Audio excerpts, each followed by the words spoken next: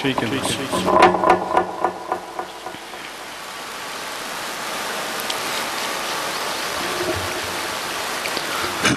صلوات پڑھیں محمد و آل محمد۔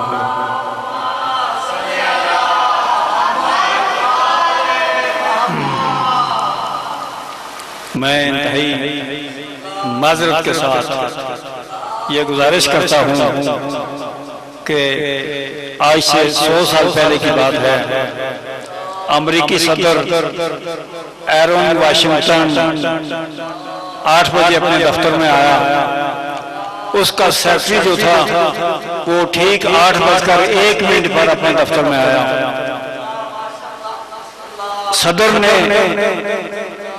صدر امریکہ نے اپنی گھڑی کی طرف دیکھا اور پھر سیکرٹری سے مخاطب ہوئے کہا کہ سیکرٹری بتاؤ یہ تمہاری گھڑی پر کیا وقت ہوا ہے؟ اس نے کہا سر جی یہ 8 بجے ہیں۔ اس نے کہا نہیں 8:01 ہو چکا ہے، تم 1 منٹ لیٹ کیوں آئے ہو؟ اس نے کہا سر شاید میری گھڑی غلط ہوگی۔ اس نے کہا آج کے بعد ایک بات یاد رکھو، یا تو تمہیں اپنی گھڑی تبدیل کرنی پڑے گی یا مجھے اپنا سیکرٹری تبدیل کرنا پڑے گا۔ جو قومیں وقت کی پابندی نہیں کرتی ہیں وہ کبھی کامیابی سے سرفراز نہیں ہو سکتی ہیں۔ 10 بجے مجلس کا اعلان کیا گیا تھا، اب 10:20 ہو چکے ہیں، لیکن مومنین کرام پتہ نہیں راستے میں ہیں، پتہ نہیں گھروں میں ہیں، پتہ نہیں کہاں پر ہیں۔ وقت کی پابندی کریے، علی والوں کو وقت کی پابندی کرنی چاہیے، اس لیے کہ وقت بڑی قیمتی دولت ہے۔ صلوات پڑھیں محمد و آل محمد پر۔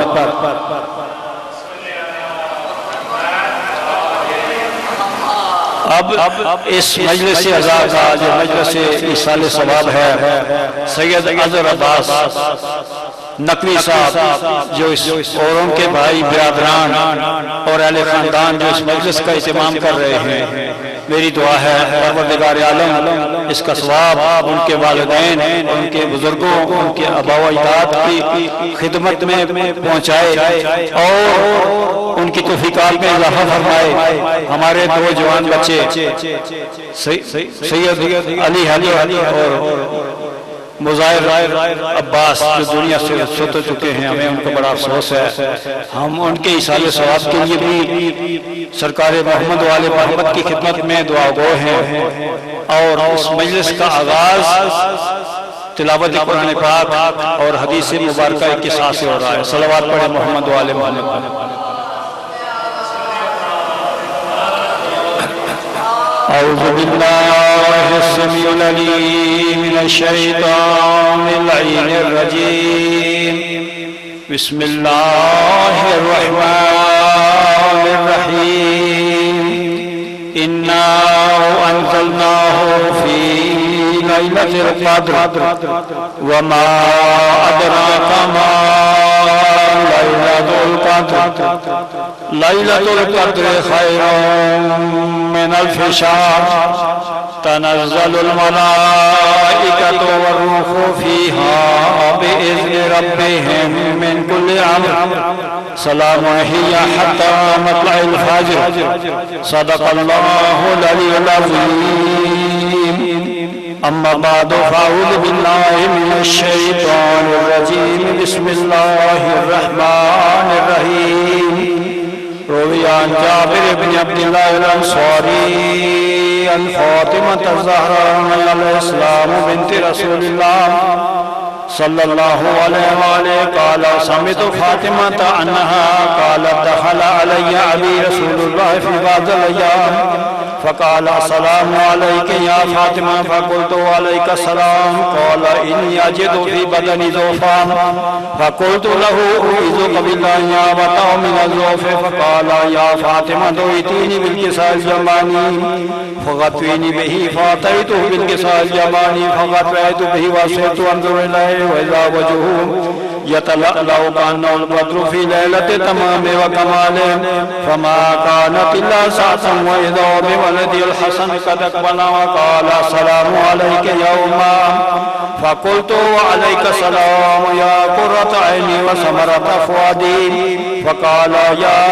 أمه إني أشم لك راحية طيبة كأنها راحية جد رسول الله صلى الله عليه وآله وسلم فقلت نعم إن جدك معكما تحت الكساء. وأقبل الحسن نحو الكساء وقال السلام عليك يا جداه يا رسول الله أتأذن لي أن أدخل معك تحت الكساء؟ قال وعليك السلام يا ولدي ويا صاحب حوزي قد أذنت لك. فدخل معه تحت الكساء. صلوات بر محمد وعلى محمد. اللهم صل على محمد. فما كانت إلا ساعة وإذا بولدي الحسين قد أقبل وقال السلام عليك يا أمه. فقلت وعليك السلام يا ولدي ويا قرتين وثمرة فؤادي. فقال لي يا إني شممت رائحة طيبة كأنها رائحة جدي رسول الله صلى الله عليه وآله وسلم. فقلت نعم من جدك وأخاك تحت الكساء. ودنا الحسين نحو الكساء وقال السلام عليك يا جداه. السلام عليك يا من اختاره الله وتأذن لي أن أدخل معكما تحت الكساء. فقال وعليك السلام يا ولدي ويا شافع أمتي قد أذنت لك. فدخل معهما تحت الكساء. صلوات بر محمد وعلى محمد.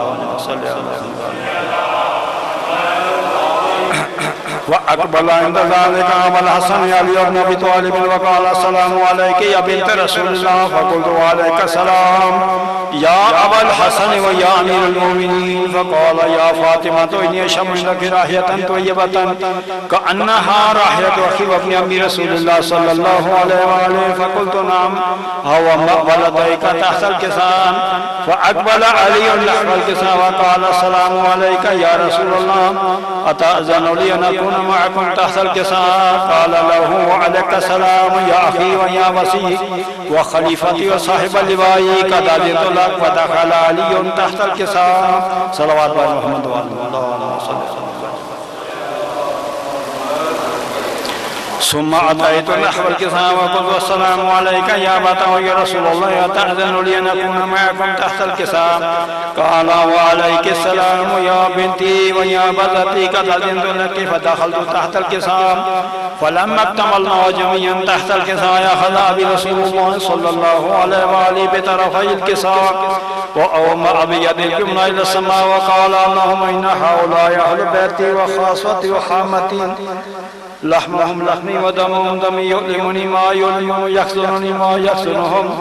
أنا حرب لمن حاربهم وسلم لمن خالفهم ودوا لمن عاداهم ومحب لمن أحبهم إنهم مني وأنا منهم. فاجعل صلواتك وبركاتك ورحمتك وغفرانك ورضوانك علي وعليهم وأذهب عنهم الرجس وطهرهم تطهيرا. صلوات الله. وقال الله عز وجل يا ملائكتي ويا سكان سماواتي إني ما خلقت سماء مبنية ولا أرض مدحية ولا قمرا منيرا ولا شمسا مضيئة ولا فلكا يدور ولا بحرا يجري ولا فلكا يسري إلا في محبة هؤلاء الخمسة الذين هم تحت الكساء. فقال الأمين جبرائيل يا ربي ومن تحت الكساء؟ فقال عز وجل هم أهل بيت النبوة ومعدن رسالة هم فاطمة وأبوها وبالها وبنوها. فقال جبرائيل يا ربي أتأذن لي أن أهبط إلى الأرض ليكون معهم سادسا؟ فقال له نعم قد أذنت لك. فهبط الأمين جبرائيل وقال السلام عليك يا رسول الله العلي الأعلى. يقرأك السلام ويخصك بالتحية والإكرام ويقول لك وعزتي وجلالي إني ما خلقت سماء مبنية ولا أرض مدحية ولا قمرا منيرا ولا شمسا مضيئة ولا فلكا يدور ولا بحرا يجري ولا فلكا يسري إلا لأجلكم ومحبتكم قد أذن لي أن أدخل معكم فلتأذنوا لي يا رسول الله. فقال رسول الله وعليك السلام يا أمين بشير الله إنه نعم قد أذنت لك. فدخل جبرائيل معنا تحت الكساء فقال لأبينا الله قد أوحى إليكم يقول إنما يريد الله ليذهب عنكم الرجس أهل البيت ويطهركم تطهيرا. الله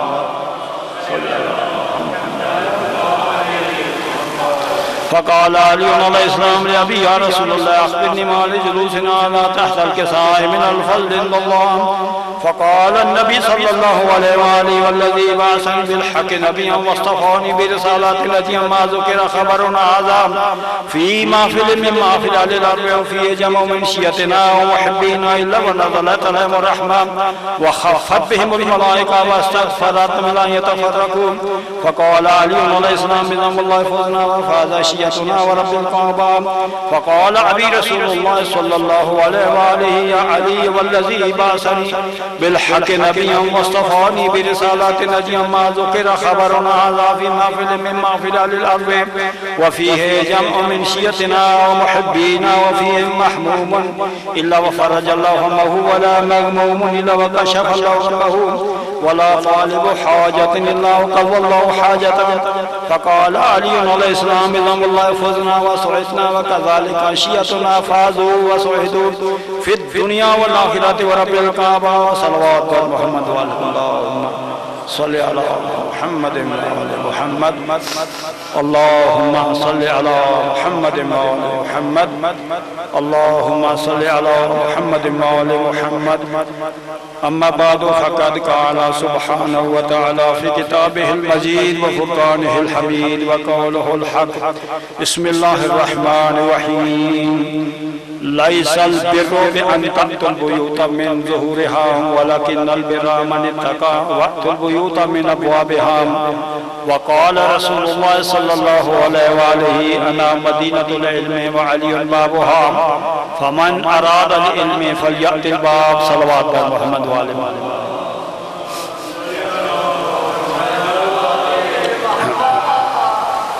واجبات کے بعد سب سے بڑی عبادت ذکر محمد والے محمد ہے اور یہ اتنی بڑی عبادت ہے کہ جناب موسیٰ علیہ السلام نے اپنی مناجات میں پروردگار عالم کی خدمت میں یہ عرض کیا کہ خداوندہ لما فضلت امت محمد علی سائر الامم، خداوندہ تو نے محمد مصطفیٰ کی امت کو باقی نبیوں کی امتوں پر کیوں فضیلت دی ہے؟ تو مجھے بتا تاکہ میں بنی اسرائیل کو ان اعمال کی انجام دہی کی تاکید کروں تاکہ اگر وہ امت محمد سے افضل نہ ہو تو کم از کم ان کے برابر ہو جائے۔ پروردگار عالم نے فرمایا کہ اے موسیٰ لعشر خصال 10 خوبیوں کی وجہ سے میں نے امت محمد کو باقی نبیوں کی اور فضیلت دی ہے۔ اب اللہ تبارک و تعالیٰ نے 10 خصلتوں کا 10 فضیلتوں کا ذکر کرنے کے بعد جو آخری فضیلت بیان کی وہ عاشورہ، ذکر عاشورہ، یوم عاشور کا ذکر پروردگار عالم نے کیا۔ تو اس وقت اللہ تبارک اس وقت جناب موسیٰ علیہ السلام نے بارگاہ رب العزت نے عرض کیا خداوندہ وہ مل عاشورہ، میں باقی باتوں کا مطلب سمجھ گیا ہوں، یہ عاشورہ کیا ہے؟ اس وقت خداوند عالم نے فرمایا کہ اے موسیٰ عاشور سے مراد 10 محرم الحرام کا دن ہے، وہ دن جس دن امت کے ناکار پاک پیغمبر کے میرے آخری نبی کے نواسے کو قتل کریں گے، بس اس کی یاد بنانا، اس کی مجالس سے عذاب برپا کرنا، اس کے غم میں آنسو بہانا، یہ عاشورہ۔ اس وقت پروردگار عالم نے اپنی ذات کی قسم کا کر فرمایا کہ اے موسیٰ مجھے قسم ہے اپنی عزت و جلال کی، جو شخص اس زمانے میں حسین کی فرزند رسول کی عزاداری برپا کرے گا، ان کے غم میں روئے گا، کسی کو رلائے گا، نظر و نیاز لنگر تقسیم کرے گا، میں اس کے رزق میں برکت دوں گا، اور دنیا میں جو ایک پیال والا دائی مظلوم کربلا میں خرچ کرے گا، اس دنیا میں اس کو 1 درہم کے بدلہ میں 70 درہم کو میں اس کے رزق میں زیادتی کروں گا۔ صلوات پر محمد وآل محمد پر۔ اور پھر اللہ تبارک و تعالیٰ نے فرمایا کہ اے موسیٰ شہید کربلا کے غم میں ایک آنسو بہانا میری راہ میں 100 افراد کے شہید ہونے سے زیادہ افضل ہے۔ صلوات اللہ محمد وآل محمد پر۔ وقت چونکہ اجازت نہیں دیتا کہ میں عزاداری کے فضائل بیان کروں، میں اتنا عرض کرتا ہوں کہ یہ تقریباً آج سے 60 سال پہلے کی بات ہے، سن 60 کی دہائی کی بات ہے۔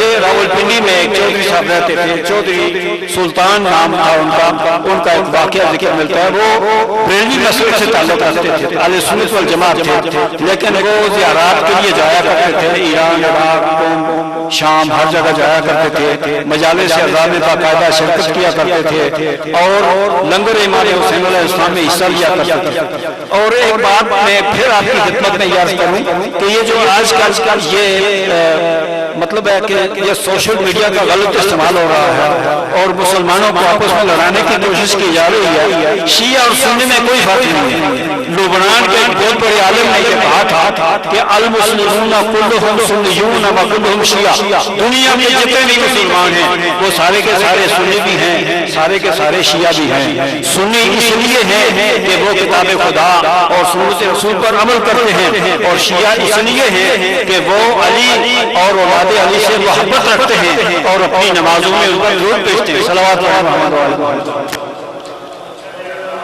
تو میں عرض کرتا ہوں کہ وہ چودھری سلطان صاحب جو ہیں وہ باقاعدہ مجالس سے عذاب میں جایا کرتے تھے، لنگر نظر نیاز میں حصہ لیا کرتے تھے، زیارات مقدسہ کے لیے جایا کرتے تھے۔ ان کی قوم کے کچھ لوگوں نے ان پر اعتراض کیا کہ چودھری سلطان تمہارا تعلق اہل سنت والجماعت سے ہے، تم یہ مجالس میں کیوں جاتے ہو، یہ لنگر نظر نیاز پہ اتنا خرچہ کیوں کرتے ہو؟ تو اس نے کہا کہ میں اس کا جواب تمہیں کل دوں گا، کل میرے پاس آنا۔ اب دوسرے دن وہ لوگ سارے جو وہ کوئی تقریباً 1 درجن آدمی ان کی بیٹھک میں چلے گئے اور وہاں پر جا کر وہ بیٹھ کے اب ان لوگوں کا خیال یہ تھا کہ چودھری سلطان صاحب جو ہیں وہ کوئی ہمارے ساتھ مناظرہ کریں گے، لیکن چودھری سلطان نے مناظرہ کوئی نہیں کیا۔ چودھری سلطان صاحب جو تھے انہوں نے ان کے باہر بیٹھک کے باہر ان کے یعنی وہ ڈوک تھی، اس ڈوک میں ان کی بھینسیں بندھی ہوئی تھی، تو انہوں نے وہاں پر ان لوگوں سے کہا کہ یہ دیکھو یہ میری کتنی بھینسیں ہیں۔ ان لوگوں نے کہا جی یہ آپ کی 4 یا 5 بھینسیں۔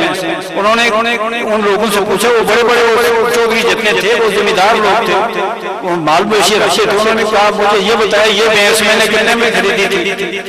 انہوں نے کہا جی ہمیں پتہ نہیں ہے۔ پھر دوسرے سے پوچھا یہ بتائیں جی یہ بھینس جو ہے کتنا دودھ دیتی ہے؟ اس نے کہا جی ہمیں یہ پتہ نہیں ہے۔ 3 4 5 سوال انہوں نے کیے، لوگوں نے لا علمی کا اظہار کیا۔ تو پھر انہوں نے اپنے ایک چھوٹے سے بچے کو بلایا جس کی عمر 5 یا 6 سال تھی، اس سے کہا بیٹا یہ بتاؤ یہ بھینس میں نے کب خریدی تھی؟ بیٹے نے کہا بابا یہ بھینس آپ نے 2 سال پہلے خریدی تھی۔ اچھا بیٹا یہ بتاؤ میری یہ بھینس دودھ کتنا دیتی ہے؟ بابا اتنا دودھ دیتی ہے۔ اس نے کہا دیکھو تم بڑے بڑے زمیندار ہو، تم عرصے سے اپنے گھروں میں بھینس بکریاں گائے پال رہے ہو، تمہیں اتنا پتہ نہیں ہے، اس چھوٹے سے بچے نے بتا دیا۔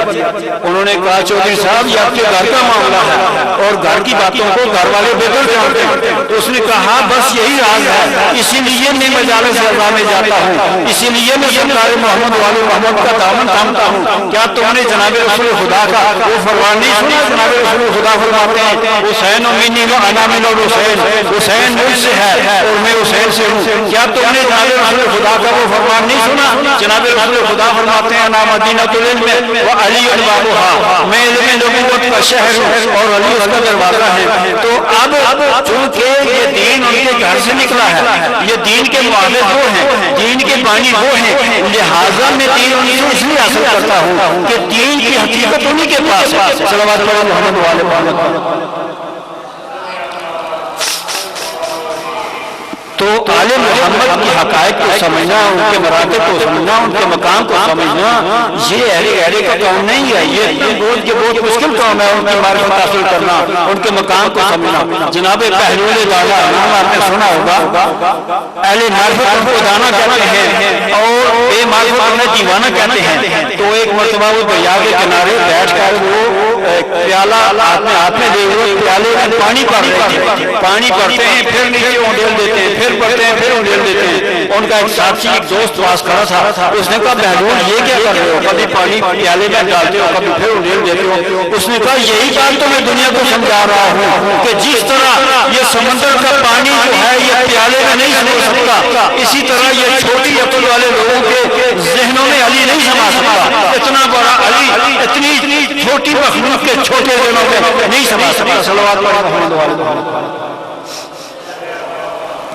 علی کے مقام کو سمجھنا آسان بات نہیں، جس کی ولادت خانہ کعبہ میں ہوئی ہو، جس کی شہادت مسجد کوفہ میں ہوئی ہو اور حالت نماز میں جس کی شہادت ہوئی ہو اور जवानान अहले जन्नत के सरदार जिसके बेटे हों, सैयदा दो आलम जिसकी जोजा हो, उसके मकाम को समझना ये इतनी आसान बात नहीं है।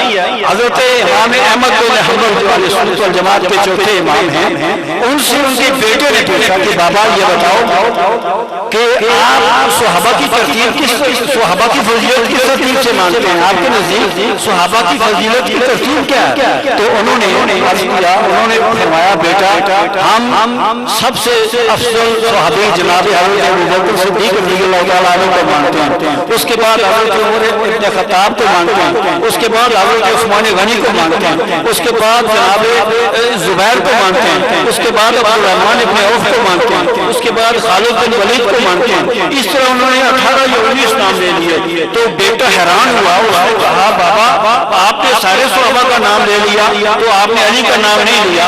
उन्होंने कहा बेटा तुमने सहाबा के बारे में सवाल किया था, तुमने अहले बैत के बारे में सवाल नहीं किया था।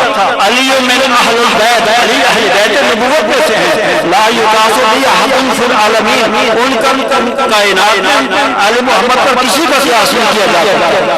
सल्लल्लाहु अलैहि मोहम्मद। इसीलिए देखिए जब हम अजान देते हैं, अजान होती है तो हम कहते हैं सलातो व सलाम अलैका या रसूलल्लाह, और फिर कहते हैं अला आलिका व अस्हाबिका, यानी आल अलग है, असहाब अलग है। असहाब रसूल भी बहुत बुलंद मकाम रखते हैं, असहाब रसूल का मकाम बहुत बुलंद है।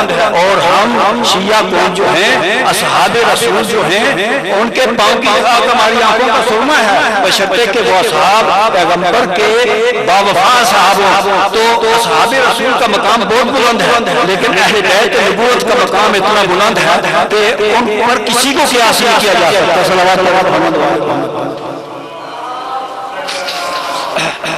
और ये जो हदीस मैंने आपकी खिदमत में पेश की है, कुरान की एक आयत भी पेश की है कि लैसल बिर्रु अन तअतुल बुयूत मिन ज़ुहूरिहा, नेकी ये नहीं है, नेकी ये नहीं है कि तुम घरों में हम पिछवाड़ों से दाखिल हो, दीवारों को फलांग कर दाखिल हो, छतों से दाखिल हो, नहीं।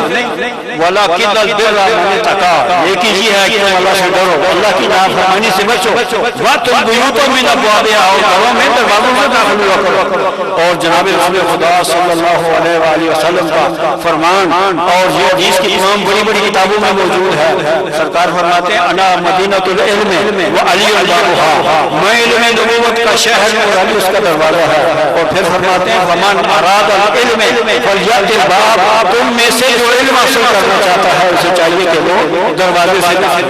तो ये शहर इल्म नबूवत जो है ये कोई मादी शहर नहीं है, ईंटों पत्थरों और ब्लॉकों से बना हुआ शहर नहीं है कि इसकी दीवारें भी हो, इसकी छत भी हो, इसकी खिड़कियां भी हो, नहीं, ये ऐसा शहर नहीं है।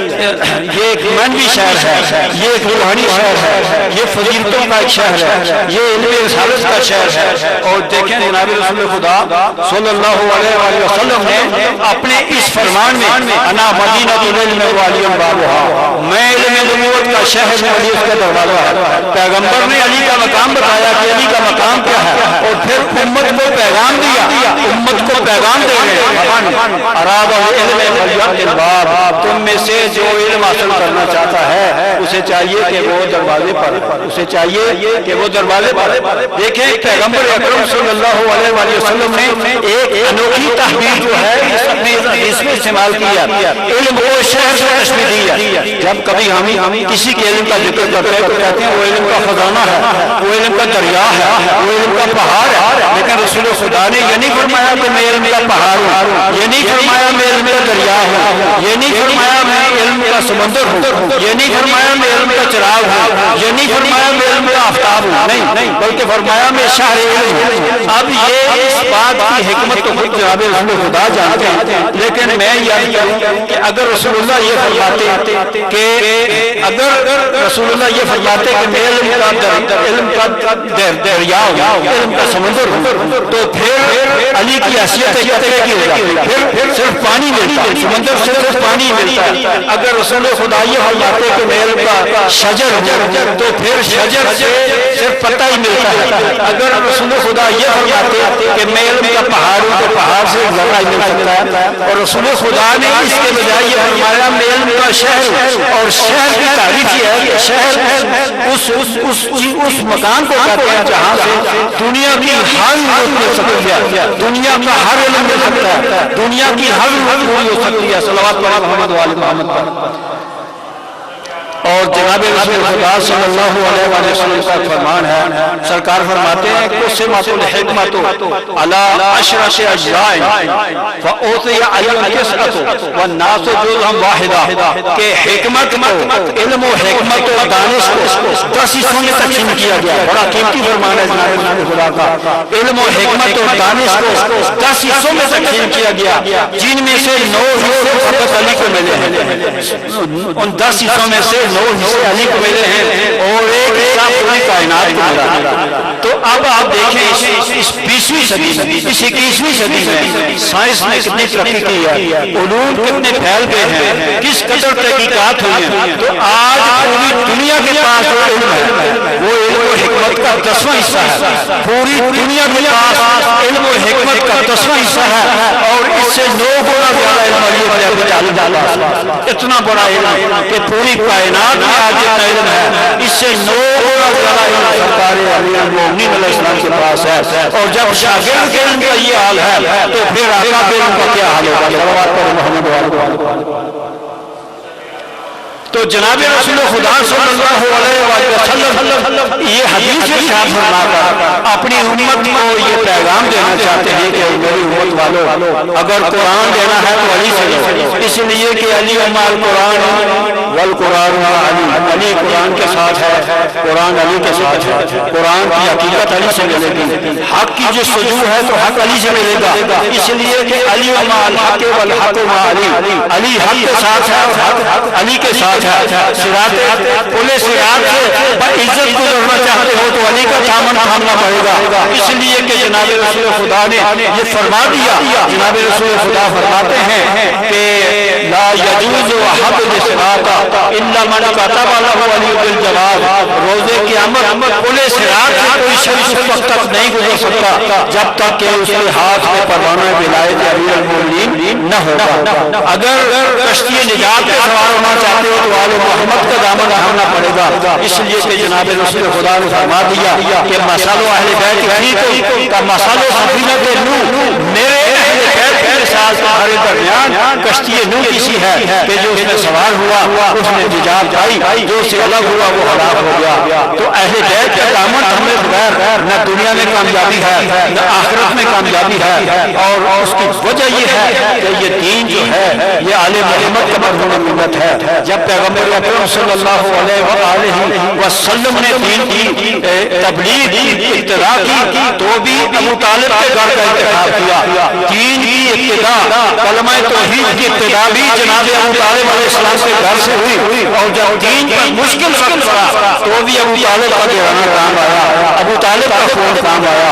اور میں نے ان کو ایک ڈاکٹر دانشور کی تحقیق پڑھی ہے، واقعہ کربلا کے عنوان سے وہ یہ لکھتا ہے کہ اگر سن 60 ہجری میں حسین بن علی نہ ہوتے تو یہ دین اسلام کبھی نہ بچتا۔ دیکھیں یہ یزید پلید، خدا اس پہ لعنت کرے، یہ دیکھیں کہ اس نے دین خدا کا حلیہ جو ہے وہ بگاڑ کے رکھ دیا تھا، شریعت محمدیہ کو منقلب کر کے رکھ دیا تھا، حلال کو حرام اور حرام کو حلال کر کے رکھ دیا تھا، 9 بہنوں بیٹیوں سے نکاح کو جائز قرار دیا تھا، اور یہ ایسا شخص جو کتوں کے ساتھ بیٹھ کر کھیلتا تھا اور بندوں کو علماء کے کپڑے پہنتا تھا، یہ اصل ذلیل شخص تھا۔ تو اس نے جب دین خدا کو منقلب کر کے رکھ دیا تو اس وقت فقط حسین بن علی کے دین کو بچانے چاہیے۔ اب وہ ڈاکٹر یہ لکھتا ہے، وہ ڈاکٹر اپنی تحقیق میں یہ لکھتا ہے کہ دیکھیں جب کوئی مریض ہے وہ جاں بلب ہو، اس کی جان اس کے ہونٹوں پر آ چکی ہو، اس کے حلق میں آ چکی ہو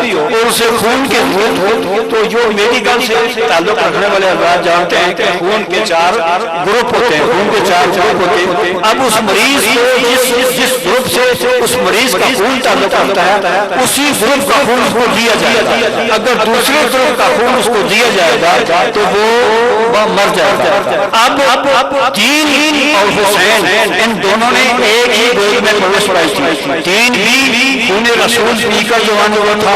حسین نے بھی آب دل رسول چوس کر جو ہے وہ پرورش پائی تھی. دین کی رگوں میں بھی رسول اللہ کا خون تھا, حسین کی رگوں میں بھی رسول اللہ کا خون تھا. اور آپ کی خدمت میں یہ عرض کروں کہ جب مولا امام حسین علیہ السلام دنیا میں تشریف لائے تو 40 دن تک آپ نے اپنی والدہ گرامی جناب سیدہ طاہرہ کا دودھ نہیں پیا. 40 دن تک جناب رسول خدا اپنی زبان پاک نواسے کو چوساتے رہے یا اپنا انگوٹھا جو ہے یا انگشت مبارک حسین کے منہ میں دیتے تھے جس سے دودھ جاری ہو جاتا تھا. تو حسین کی پرورش جو ہے یہ آب دم رسول سے صلوات پڑھا محمد و آل محمد پر. تو اب جب دین پر مشکل وقت پڑا, دین پر مشکل وقت پڑا تو اس دین کو سوائے حسین ابن علی کو کوئی نہیں بچا سکتا. یہی وجہ ہے کہ جب دین پر مشکل وقت پڑا تو یہ خون ابو طالب کام آیا, یہ خون رسالت کام آیا, یہ حسین ابن علی اور ان کے بچوں کا خون کام آیا.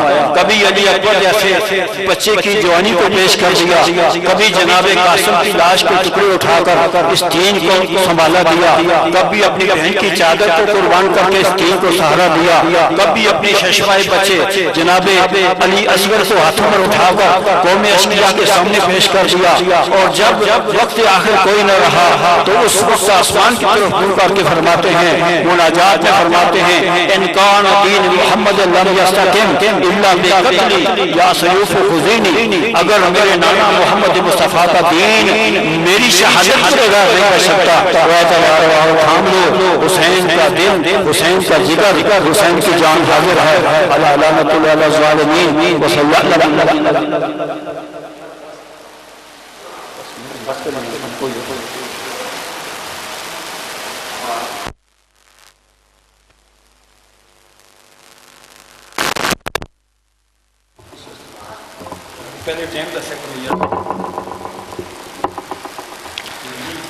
ماشاءاللہ یہ تھے مولانا ممتاز حسین نقوی صاحب جو انتہائی خوبصورت انداز میں مدح محمد و آل محمد بیان فرما رہے تھے. نعرہ تکبیر, نعرہ رسالت, نعرہ حیدری, نعرہ حیدری, بآواز بلند صلوات.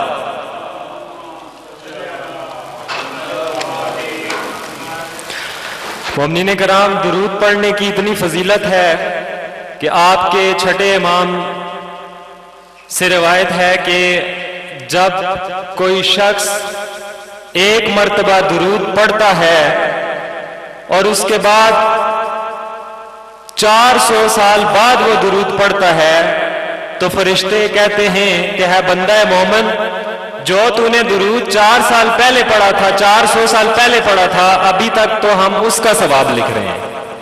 بآواز بلند صلوات پڑھیں.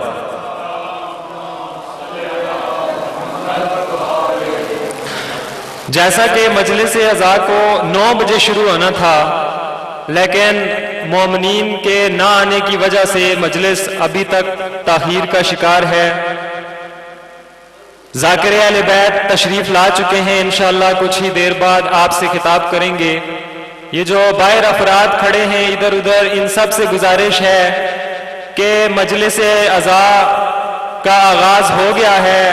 پاک ہستیاں اس بارگاہ میں تشریف لا چکی ہیں تو آپ لوگوں کو اس بات کا احساس ہونا چاہیے کہ آپ جائے مجلس میں تشریف لے آئیں, کیونکہ یہ ایسی بزم ہے جس میں ملائک بھی تشریف فرما ہیں, جس میں اہل بیت بھی تشریف فرما ہیں.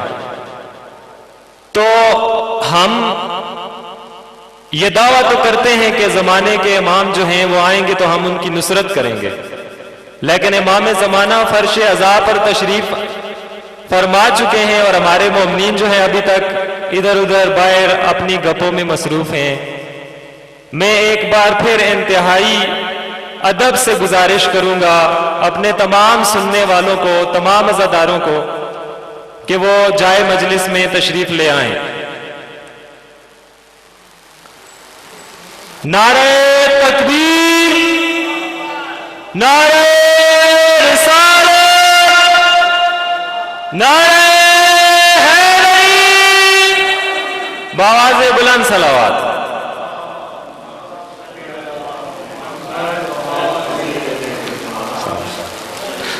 ذاکر اہل بیت جناب مدثر جعفری صاحب تشریف لا چکے ہیں، مجلس عزا سے خطاب فرمائیں گے، لیکن ان کی آمد سے پہلے چند اشعار آپ کی سماعتوں کی نظر کروں گا. یزید نقشہ جور و جفا بناتا ہے، یزید نقشہ جوہر و جفا بناتا ہے، حسین اس میں خط کربلا بناتا ہے، اور یزید لکھتا ہے تاریکیوں کا خط دن بھر، حسین شام سے پہلے دیا بناتا ہے. اور یزید آج بھی بنتے ہیں لوگ کوشش سے، حسین خود نہیں بنتا خدا بناتا ہے.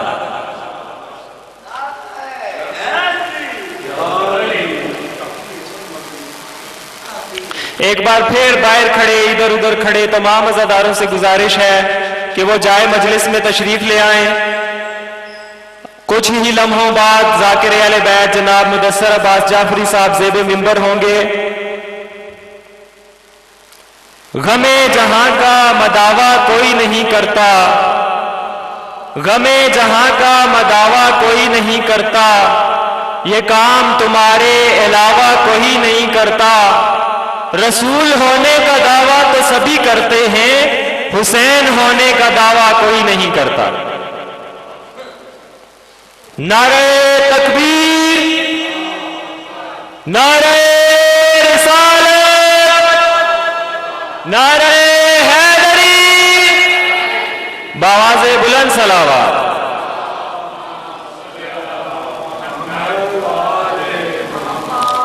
مومنین کرام، صلوات پڑھنے کی اتنی زیادہ فضیلت ہے کہ علامہ طباطبائی سے کسی نے پوچھا کہ میں مسائل میں گھرا ہوا ہوں، بہت زیادہ مشکلات ہیں میری زندگی میں.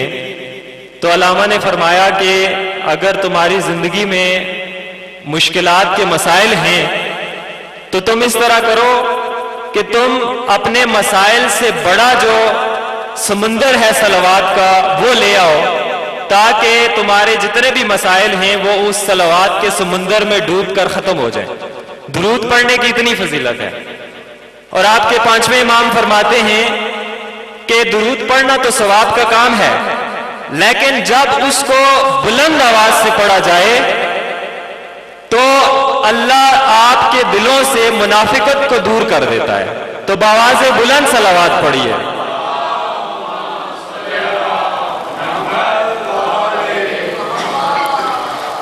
کسی تعارف کے محتاج نہیں ہیں، آپ سب بخوبی واقف ہیں. ہمارے علاقے میں پہلی دفعہ ان کی آمد ہوئی ہے، ویسے آپ سب لوگ ان کو سنتے رہتے ہیں اور آپ کی فرمائش پہ ہی یہ لوگ بلائے جاتے ہیں، اور ہم ان کے انتہائی مشکور ہیں کہ یہ اتنا مشکل سفر طے کر کے یہاں اس پہاڑ کے علاقے میں تشریف لائے ہیں. میں انتہائی ادب سے گزارش کروں گا ذاکر اہل بیت جناب مدثر عباس جعفری سے کہ وہ زیب منبر ہوں اور مجلس عزا سے خطاب فرمائیں. ان کی آمد پر نعرہ